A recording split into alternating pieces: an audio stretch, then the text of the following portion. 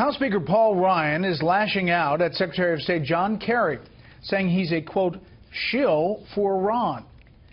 The harsh criticism comes as the lawmakers examine the ramifications of a $1.7 billion payment to the Islamic Republic. Chief Washington correspondent James Rosen reports from the State Department tonight. With the GOP-led Congress holding fresh hearings on the secret cash payments the U.S. made to Iran in January, payments that settled a long-standing court dispute over frozen Iranian funds and were only disclosed in full in the last 2 weeks, the top House Republican used extraordinarily blunt language to accuse the Obama administration of coddling the Islamic regime. By bend over backwards, I don't just mean all of these concessions, cash infusions, and side deals. I don't just mean sending the Secretary of State out to shill for Iran like he's the president of the Tehran Chamber of Commerce. I don't just mean paying ransom for hostages. Ryan's comments came after aides to Secretary of State John Kerry admitted last week that the Iran nuclear deal may have emboldened the regime to become more aggressive toward the U.S. and admitted that they couldn't guarantee every dollar used in the payouts to Iran, $1.7 billion in all and all in hard foreign currency, had been kept out of the hands of the terror groups that Iran sponsors. That kind of money is going to buy a lot of dead Westerners.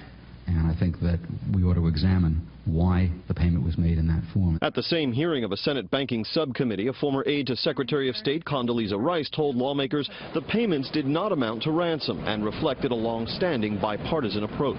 Indeed, since 1979, each American president has sought to use economic leverage, both penalties and incentives, as a central component of the strategy for addressing the challenges posed by Iran. Kerry's top spokesman told Fox News the Iran deal is achieving its intended objective, preventing the regime from attaining a nuclear weapons capability. We believe that a Middle East, with all the problems that it has, is going to be that much easier to deal with an Iran that cannot get and cannot use nuclear weapons.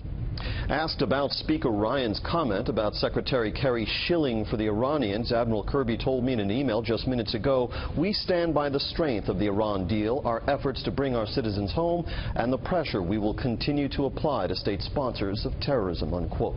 Brett. James, meantime, the 9/11 bill that would enable 9/11 families, victims' families, to sue Saudi Arabia or countries that support terrorism still is on the president's desk. Any update?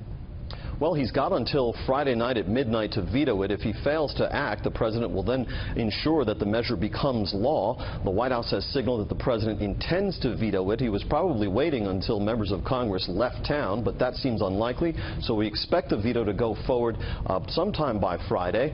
We also heard from Speaker Ryan about that today, saying he thinks the votes are there for the first override of a veto in Mr. Obama's tenure. Brett. We'll look into this tomorrow on the show. James, thanks.